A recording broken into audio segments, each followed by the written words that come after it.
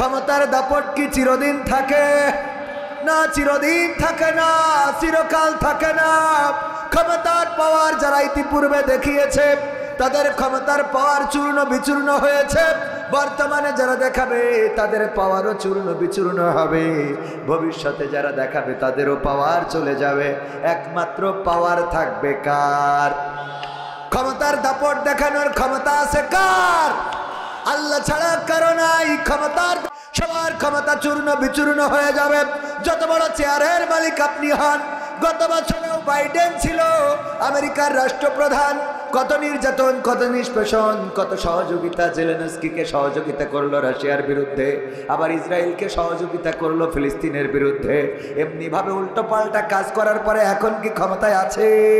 না, ক্ষমতায় নাই। এমনি ভাবে আমার পার্শ্ববর্তী দেশ ভারতে বাবরি মসজিদ ভেঙেছিল অটল বিহারী বাজপেয়ী, মনে আছে না নাই? সেই ভারতে আবার তারই দলের এখন ক্ষমতা প্রধান, এখন রাষ্ট্রপ্রধান যিনি, নরেন্দ্র মোদী, ওই বাবরি মসজিদের জায়গায় বানিয়েছে কি মন্দির? রাম মন্দির। রাম মন্দির বানালো, করোনাকালীন সময়ে উদ্বোধন করলো, গোটা বিশ্বের মানুষদেরকে আমন্ত্রণ জানালো। এই নরেন্দ্র মোদী কি চিরদিন ক্ষমতায় থাকতে পারবে? না, পারবে না। আবার বাংলাদেশে আমাদের ক্ষমতায় ছিল বিশিষ্ট ইসলামী পরিবারের, এই দেশে ইসলাম প্রচারের জন্য যিনি এসেছিলেন বিশিষ্ট পরহেজগার আল্লামা শেখ হাসিনা হাফিজাহুল্লাহ। ঠিক না বেঠে? কত পাওয়ার, কত ক্ষমতা। এই মাহফিলে আমাকে আসতে দেয় নাই। এই জায়গার মাহফিলে আশাকে কেন্দ্র করে, না আসা আশা এবং না আশাকে কেন্দ্র করে আমাদের আভ্যন্তরীণ একটা ঝামেলা হয়েছিল। আজকে সেটা আপনাদের সামনে প্রকাশ করে যায়। কোটটা দেখলেই মনে পড়ে কার কথা? কার কথা? মিজানুর রহমান আজহারী ভাইয়ের কথা, ঠিক কিনা? প্রথমেই তিনি গায়ে দিয়েছেন এমন একটি কোট। কোট গায়ে দিলেই আজহারী হওয়া যায় না। পোশাক পরিচ্ছদ চেঞ্জ করলেই, কথার স্টাইল বাড়ালেই মিজানুর রহমান আজহারী হওয়া যায় না। কোট একরকম হইতে পারে, কণ্ঠ হবে না, চেহারা হবে না, সৌন্দর্য হবে না, আমানতদারিতা হবে না, ইমানদারিতা হবে না, কোনো না কোনো পার্থক্য থাকবে না, থাকবে না, থাকবে। তবে কেন বললাম? ডক্টর মিজানুর রহমান আজহারী ভাইয়ের মামা, শ্রদ্ধাভাজন আমাদেরও মামা মোশাররফ হোসেন সাহেব আমাকে ফোন করেছিল, বলল একটা ডেট দিতে হবে। তারিখটা ছিল যেই তারিখে এখানে মাহফিল। আমার শ্রদ্ধাভাজন বড় ভাই আশরাফুল আলম, অনেক সম্মান করি। বড় ভাই, আপন ভাই, বড় নাই কিন্তু আপন ভাইয়ের চেয়ে কম নয়। সবসময় দেখে রাখেন এই মাহফিলের ডেটটা এখানে দেয়া। উনি বললেন আমি মিজানুর রহমান আজহারী ভাইয়ের মামা মোশাররফ বলছি, এই তারিখটা আমাকে দিতে হবে। আমি বললাম আমি এমন এক ভাইকে ডেটটা দিয়েছি, এমন এক ভাইয়ের মাহফিল দেয়া সম্ভব না। সেই মাহফিলের ডেটটা দিলাম না, তার জন্য মামার সাথে একটু মনোমালিন্য। এটা হয় না? হয় না? একটু মনোমালিন্য আমার হয়েছে, ওনারও হয়েছে। সেই মাহফিলেও যাওয়া হলো না। আবার এই মাহফিলেও আসতে দেয় নাই। সেই সময়ের বাঘারপাড়ার যিনি ওসি ছিলেন তিনি মেম্বারকে বলেছিলেন যদি কবির বিন সামাদ আসে তাইলে আগামীকালকে আপনার সাথে আমার দেখা হবে থানার বারান্দায়। আনিসুর রহমান সাহেব, ঠিক তো? সাক্ষ্য দেন, এখানে আসুন, সাক্ষ্য দেন। ঠিক? কিসের ক্ষমতা? তারাজ কোথায়? এই স্টেজে কবির বিন সামাদ আবার এসেছে। যারা বাঘারপাড়াতে আমার মাহফিল বন্ধ করেছে, আমার পদচারণা বন্ধ করেছে, আল্লাহর কসম করে বলি সবই দূরের করতে পালিয়েছে। বলেন ঠিক কিনা? ক্ষমতা থাকলে আসো, কারণ তোমাদের ক্ষমতা ছিল দুনিয়ার ক্ষমতা, আর আমাদের ক্ষমতা আখিরাতের ক্ষমতা। আমরা ফাঁসির কাস্টে হাসি মুখে ঝুলতে চাই। আমরা জেলখানার হাতের হাত কড়া, পায়ের ডান্ডা বেড়িকে আমরা এটার সামান্য কুষ্টার পাটের ফিতা ছাড়া কিছু মনে করি। ঠিক না ঠিক? যারা বন্ধ করেছিলেন তাদের প্রতি ক্ষোভ নাই, শুধু এতটুকু বলবো আল্লাহকে চেনেন, নত হন তার কাছে যার পথে থাকলে আওয়ামী লীগ ক্ষমতায় থাকলেও গলার জোর থাকবে, বিএনপি থাকলেও জোর থাকবে, আর জামাত থাকলে তো জোর এমনি থাকবে। কথা কন। সুতরাং সেই দল করেন যেই দল করলে সবসময় আপনি উচ্চ কণ্ঠে কথা বলতে পারবেন। আমরা যারা সঁপে দিয়েছি নিজেদেরকে আল্লাহর কাছে, বলেছি ইন্না সলাতি ওয়া নুসুকি ওয়া মাহইয়ায়া ওয়া মামাতি লিল্লাহি রাব্বিল, এই আয়াত যারা আমরা পড়েছি একবার, আপনারা আমাদেরকে কিসের ভয় দেখান? কিসের রাস্তা বন্ধ করেন? আমাদের রাস্তা তো বন্ধ করার কোনো পথ আপনাদের নাই। আমাদের রাস্তা তো বাঘারপাড়ায় সীমাবদ্ধ না, আমাদের রাস্তা যশোরে সীমাবদ্ধ না, আমাদের রাস্তা খুলনায় সীমাবদ্ধ না, আমাদের রাস্তা ঢাকায় সীমাবদ্ধ না, আমাদের রাস্তা আমেরিকায় সীমাবদ্ধ না, আমাদের রাস্তা গিয়ে ঠেকেছে আল্লাহর আরশে আজিমে জান্নাতের বারান্দায়। বলেন ঠিক কিনা? সুতরাং এই জান্নাতের বারান্দার রাস্তা থেকে আমাদের জীবন নিতে পারবা, দূরে সরাতে পারবা না। আমাদের মারতে পারো, মেরে জান্নাতে পৌঁছে দিবা, এর বাইরে কিছু করতে পারবা না। আমরা তো সেই ইব্রাহিমের সন্তান, যে জাতির পিতা বলেছিল ইন্নী ওয়াজ্জাহতু ওয়াজহিয়া লিল্লাযী ফাতারাস সামাওয়াতি ওয়াল আরদ হানিফা ওয়া মা আনা মিনাল মুশরিকিন। আমি সমস্ত দিক থেকে, সমস্ত দল থেকে আমার মুখটা আমি সেই দলের দিকে করলাম যে আসমান জমিন সৃষ্টি করেছে, তার দিকে মুখ ঘুরিয়ে দিয়ে বলে দিলাম আমি অন্য কোন দলের মুখাপেক্ষী না, আমি মুশরিকদের মুখাপেক্ষী না, যারা দুনিয়ায় মানব রচিত মতবাদ তৈরি করে তাদের মুখাপেক্ষী না, যারা নিজের আইন বানিয়ে দেশ চালাতে চায় তাদের মুখাপেক্ষী না, আমি আসমান জমিনের স্রষ্টা যিনি তার মুখাপেক্ষী, তার কাছেই মাথা নত করে দিয়েছি। সুতরাং আমরা সেই ইব্রাহিমের সন্তান, আমাদের জাতির পিতা ইব্রাহিম। আমাদেরকে আগুনে ফেলা যায় কিন্তু আমাদের দমিয়ে রাখা যায় না, ঠিক না বেঠে? আর তোমাদের বলি, ক্ষমতায় কেউ স্থায়ী হয় না, হোক না সে হাসিনা কিবারে না, সে আরটা চিরকাল থাকে না। ক্ষমতায় কেউ স্থায়ী হয় না, মুজিবুর বেশি দিন থাকেনি, জিয়াউর কেউ তো রাখেনি। মুজিবুর বেশি দিন থাকেনি, জিয়াউর কেউ তো রাখেনি। এরশাদ চলে গেছে পৃথিবী ছেড়ে, এরশাদ চলে গেছে পৃথিবী ছেড়ে, কেউ আজ তার কথা কয় না, ঠিক না বেঠে? ক্ষমতায় কেউ স্থায়ী হয় না, হাসিনা ক্ষমতা ধরে রাখতে আয়না ঘর বানিয়েছিল, জনগণের রোশনালে দাদার দেশে পালিয়ে গেল। হাসিনা ক্ষমতা ধরে রাখতে আয়না ঘর বানিয়েছিল, জনগণের রোশনালে দাদার দেশে পালিয়ে গেল। ডিবি হারুনের পাশে আর, ডিবি হারুনের পাশে আর পরিমণিদের দেখা যায় না, ঠিক না বেঠে? ক্ষমতায় কেউ স্থায়ী হয় না, হোক না সে হাসিনা কিবারে না, সে আরটা চিরকাল থাকে না, ঠিক না বেঠে? মহিলা প্যান্ডেল ভরে গেছে, সবাইকে একটু সামনে আগায় বসতে বলতে হবে। আমি প্রায়ই বলি, এখনো পুরুষ প্যান্ডেল ফাঁকা আছে না নাই? আগামীতে মাহফিল দিলে এই জায়গায় রাখবেন মহিলাদের, আর ইনাদের দেবেন প্রজেক্টর। ওই এর থেকেও বড়, তাও ভরে গেছে, তাইলে তো সমস্যা। পুরুষদের জন্য জায়গা কম রাখার পরেও ওপাশ ফ্লাপ, মা বোনেরা মাহফিলেও বেশি, বাজারেও বেশি, সিরিয়ালেও বেশি, জাহান্নামেও বেশি, ঠিক না বে ঠিক?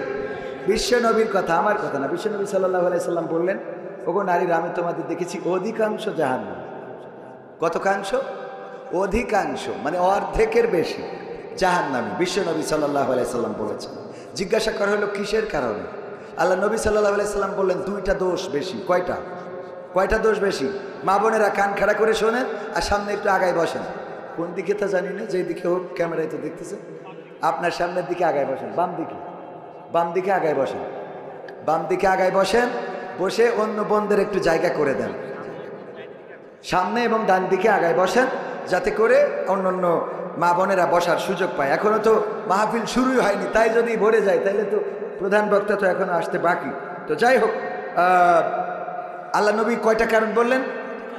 বিশ্ব নবী বললেন দুইটা কারণ। তার মধ্যে এক নম্বর হলো, তারা স্বামীর নাশুকুরি করে। কি করে? নাশুকুরি বোঝেন? অকৃতজ্ঞ হয়, স্বামীর প্রতি কৃতজ্ঞ থাকে না।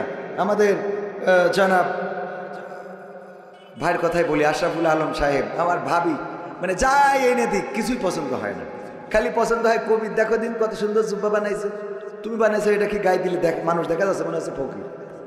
মানে যা করে সেটা, 3 পিস কিনে দিলে পছন্দ হয় না, এটা ওইটা। মাছ কিনে আনলে তাতে কাটা বেশি, ওল কিনে আনলে গাল চুলকায়, কচু কিনে আনলে সিদ্ধ হয় না, মেটে আলু কিনলে সেটা আলু না। মানে সব কিছুতে অভিযোগ আছে তো আছে, আছে তো আছে না শুকুরি। এটারে কি বলে? বুদ্ধি করে একদিন একটা শাড়ি কিনেছে যশোরের দড়াটানা থেকে, HM সুপার মার্কেট আছে ওখান থেকে, HM মার্কেট মনে হয়। তো কেনার পরে ডাইনিং টেবিলে রেখে আমার ভাবিকে বলতেছে খাবার দাও। তো ভাবি খাবার দিয়ে চিন্তা করছে শাড়িটা আসলে কার, এত সুন্দর শাড়ি। তো বলতেছে এক ফাঁকে জিজ্ঞেস করেই বসলো শাড়িটা কার। তা বললে শাড়িটা কিনেছি। শাড়িটা কিনি নাই, শাড়িটা কিনেছে কবির বিন সামাদর বউয়ের জন্য। ভাবির তো মিজাজ গেস খারাপ হয়ে, দেখো দিন শাড়ির কালারটা কত সুন্দর, রংটা কত ভালো, সুতাটা কত সুন্দর, পাড়টা কত রং চংটা, মানে সব কিছু মিলাই পারফেক্ট একটা শাড়ি। কবির বিন সামাদ যাই কেনে তার একটা পছন্দ আছে। আল্লাহ তোমার চোখ না দুটো মার্বেল দিয়েছে, এই চোখে কি দেখি আমি বলে সংসার করছি। কান্নাকাটি আছে না? আমি বলে তোমার সংসার করে দিলাম, অন্য লোক হইলে এই সংসারে কবে লাথি দিয়ে চলে যেত। হ্যাঁ তুমি এটা দেখো দিন কবির বিন সামাদ। তো আমার ভাই বলতেছে তোমার কি খুব পছন্দ হয়েছে? কবির তো আমার ছোট ভাই মানুষ, ওর বোর জন্য কিনেছে, তুমি এটা নাও তোমার পছন্দ হলে। আমি কবিরের সাথে সে যা করা লাগে করবানে। তো ভাবি নিয়ে খুব খুশি। তো ভাই রাত্রি চিন্তা করলো এত ভালোবেসে তার শাড়িটা কিনলাম, যদি না বলি কেমন হয়। রাত্রে বললো দেখো শাড়িটা কি তোমার পছন্দ হয়েছে? কয় খুব পছন্দ হয়েছে। কারণ তুমি তো কেন নাই, তোমার তো পছন্দ ভালো না, তুমি যে ঘরের রং করেছ ওই রংটা চলে।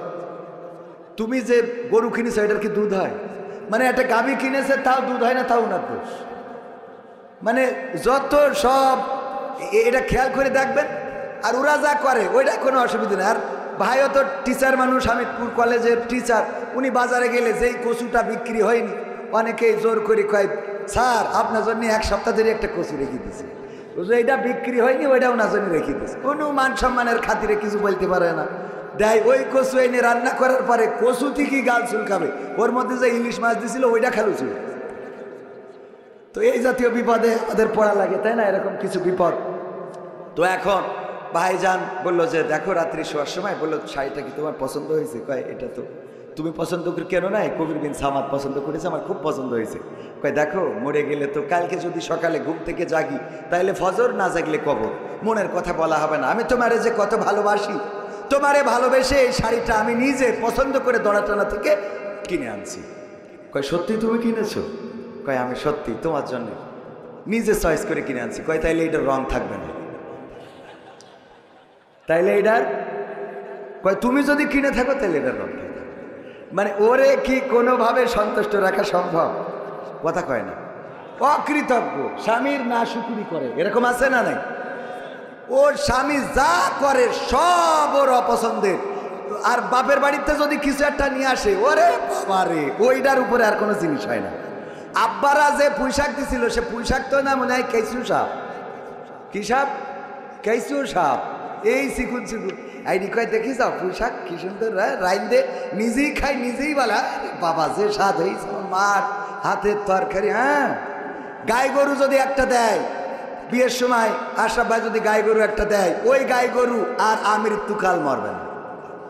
মরে বলেন? তাও এমন গাই গরু যেই গাই গরু মানে মনে হইলো গরু না, এটা এক্সরের কাগজ নিয়ে যাচ্ছে, পাজরার কাঠি এমন কায়দায় রয়েছে। সেই গরু আনার জন্য 1 শালা ঠেঙেছে আর 1 শালা ঠেঙেছে, তাও 3-4 বার ব্রেক ফেল করেছে, লেজ মোড়াই স্টার্ট দিলে তারপর উঠেছে। এই গরু আনার পরে ভাবির খালি কথা হইলো ওই যে আমি পুরি জায়গা কিনেছে একটা বাড়ি।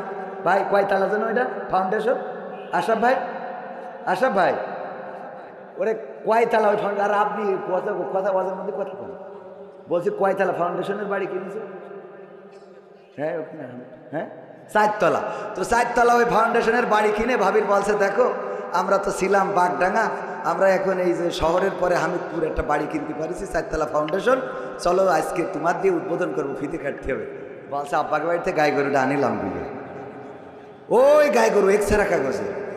এরপরে যে একটা 4 চাকার গাড়ি কিনেছে এক্স করোলা, বলছে যে চলো আজকে গাড়িটা যেহেতু কিনলাম তুমি চড়বা আমি চালাবো, পুরো যশোর ঘুরিয়ে দেখাবো তোমার। গাড়িতে দরজা খুলে উঠে পরে বলছে আব্বাকে বাড়িতে গাই গরুটা আনিলাম বুঝলো। হ্যাঁ, এরপরে যদি আরো কিছু করে, উনি যদি এখন কথার কথা জামাতের নেতা তো এলাকায় যদি চেয়ারম্যান ইলেকশন করে, যদি পাশ করে, যেদিন কাউন্সিলই বরণ হবে ফুলের মালা গলায় দেবে, বলবে চলো তুমি সামনে বসে থাকবো, আমার আজকে ফুলের মালা গলায় দেবে। যাওয়ার সময় কবে আব্বাকে বাড়িতে গাই গরুটা আনিলাম বুঝলো। শুধু তাই না, যদি বেহেশতে যায়, আমার ধারণা জান্নাতের সিঁড়িটি যদি দেখা হয় তবে আব্বাকে বাড়িতে গাই গরুটা আনিলাম বুঝলো। এই গাই গরু আর মারবে, আর স্বামী যা করে ওইটার দুধ হয় না, ওইটার বাছুর হয় তা মেলা দেরি করে করে পাল দিলি দাঁড়ায় না, সব ঝামেলা স্বামী যা করে ওতে আছে না নাই। এরকম না শুকুরি করে, তাহলে গেল 1 নম্বর। 2 নম্বর কি? 2 নম্বর হলো বেশি বেশি অভিশাপ দেয়। কি সাপ দেয়? দুড়া সাপ না, জাত সাপ না, গোখরা সাপ না, কি সাপ?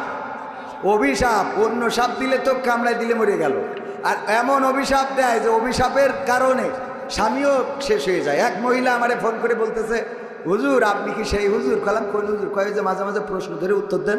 বললাম হ্যাঁ। তা বলছে হুজুর আমার স্বামী মরে গেছে। আমি বললাম আমার কিছু করার নেই, আমার 1 বউ 2 বাচ্চা।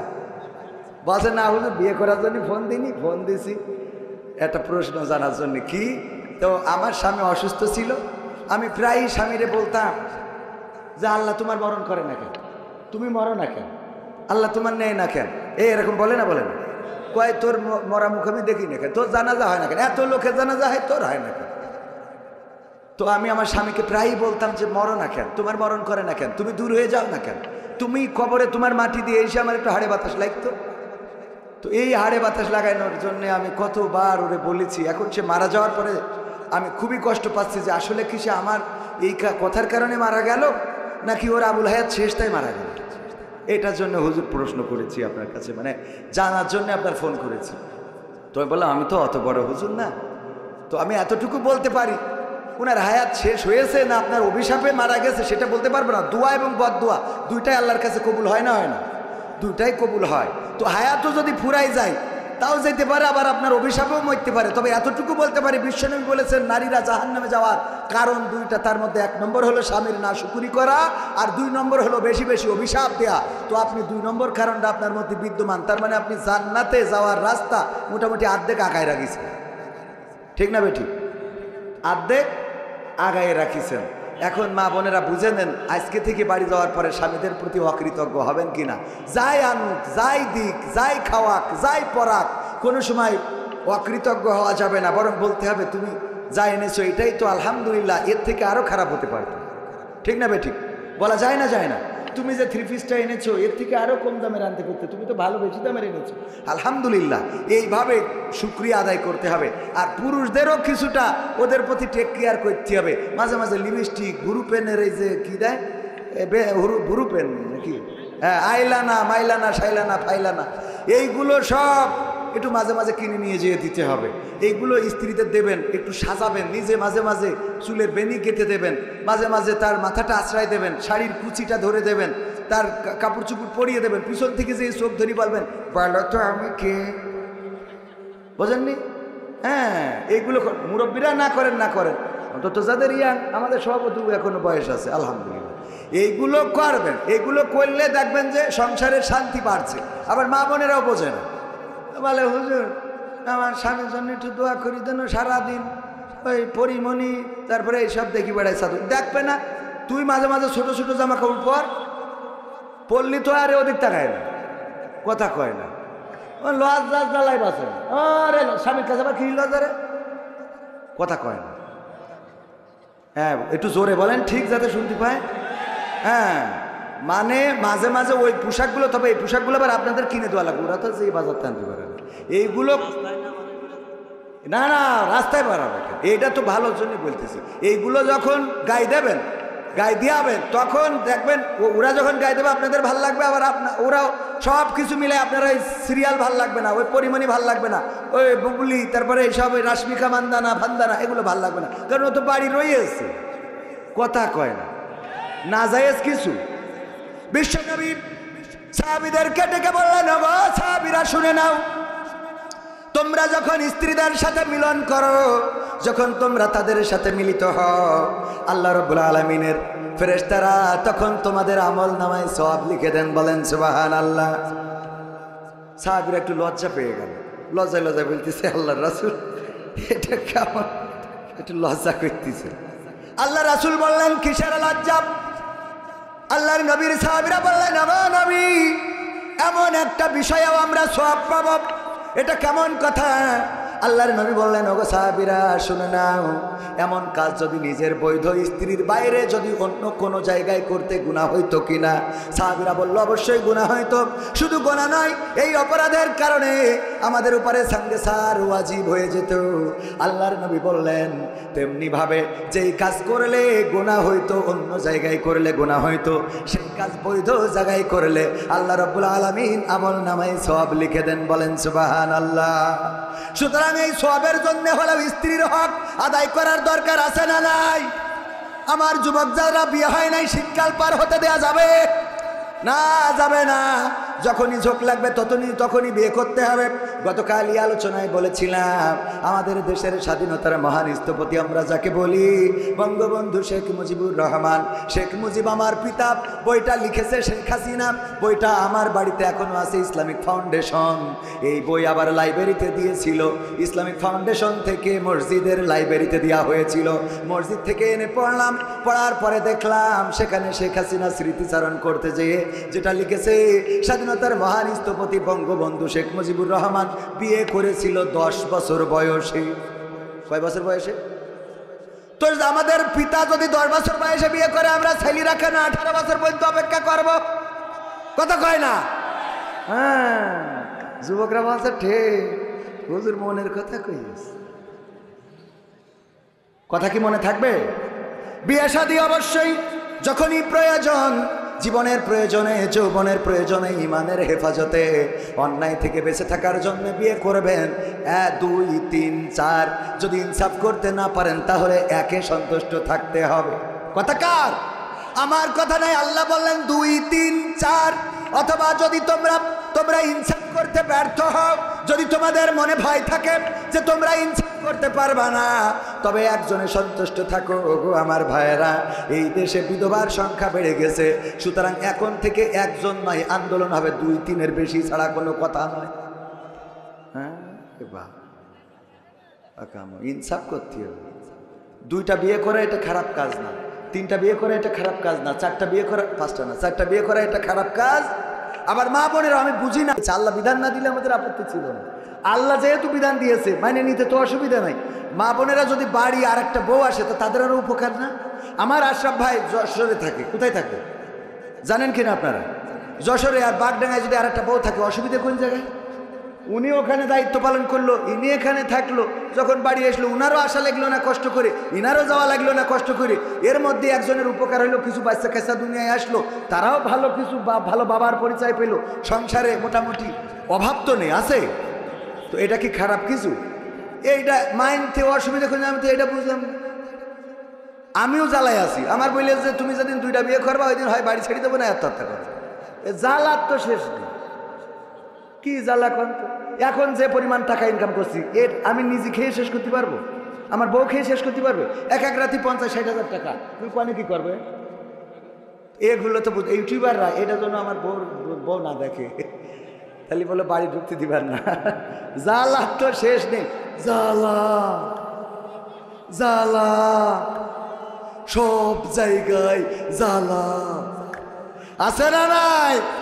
জ্বালা শেষ নাই। যাই হোক ভাইয়েরা আমার, 2টা বিয়ে করায় জ্বালা তো শেষ নাই। এক মুরব্বী, ও শুনেছে মসজিদে যদি জুম্মার দিন আগে যায় তাইলে সে একটা কবুল হজের সোয়াব পাবে। তো ও চিন্তা করছে, আমি যেহেতু গরিব মানুষ, হজে তো যাইতে পারবো না, জুম্মার দিন একটু আগে যাবো। যে দেখে আরেক মুরব্বী বসা, তো বাড়ি চলে এসেছে, যে পরের সপ্তাহে নামাজ পড়ে বাড়ি এসেছে, পরের সপ্তাহে একটু আগে যাবো। পরের সপ্তাহে আবার গেছে, যে দেখে তাও সেই মুরব্বী বসা।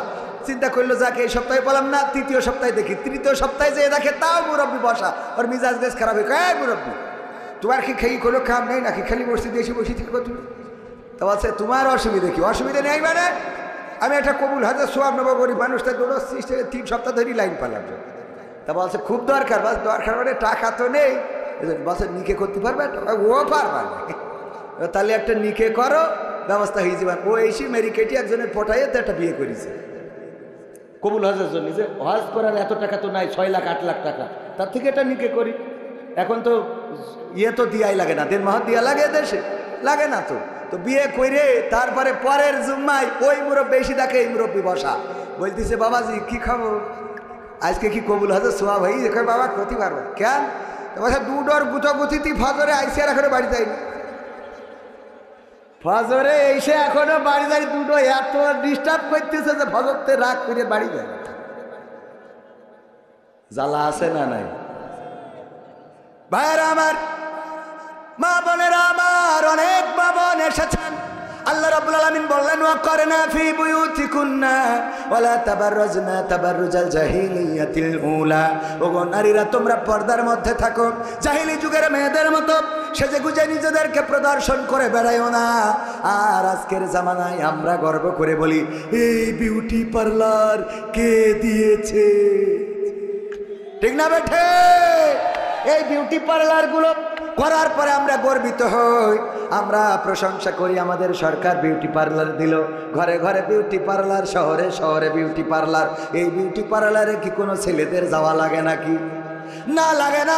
ছেলেদের যাওয়া লাগবে কেন? ছেলেরা এমনি সুন্দর, ঠিক না বেঠে? ছেলেরা সুন্দর। দেখেন, ছেলেরা শুধু সুন্দর না, তারা তাদের সৌন্দর্য তো দেখাইতেই চায় না, বরং আরো কি করে ঢাকে ঢুকে রাখা যায়। প্যান্ট একটা পরে, প্যান্ট পরার পরে প্যানের আবার এইভাবে আংটা দিয়ে আছে যার মধ্যে দিয়ে বেল বাঁধতে হয়। শুধু বেল বাঁধলি হবে না, উপরে যে এর শার্টের নিচে আবার গেঞ্জি পরে, গেঞ্জির উপরে আবার শার্ট, এইটা পরে তারপরে ওর মধ্যে গুজে দিয়ে বেল দিয়ে কষে বেঁধে থই, যাতে করে যেন কোনোভাবে শার্ট বেরোয় না যায়, ঠিক না ঠিক? এমন টাইট করে দিয়ে এরপরে পাই শু পরিছে, শুর আগে আবার মোজা, যেন পার রঙও দেখা না যায়, পর্দাশী। এরপরে শু পরেছে, তারপরে মোজা, আবার শার্ট পরার পরে যদি হাতা মাথায় টুড়ে যায় এই জন্য এরপরে আবার আর একটা কোট, ঠিক না ঠিক? শুধু কোট পরেও ক্ষান্ত হয় না, যেন গলা বলা না দেখা যায়, আবার একটা টাই পরি শক্ত করে বাঁধতে থাকে, দেখা যাবা তা হবে না, ঠিক না ঠিক? এরপরে আবার ক্যাপ পরে, হ্যাঁ, ক্যাপ সামনে দিয়া, উপরেও দেখবে না নিচেও দেখবে না।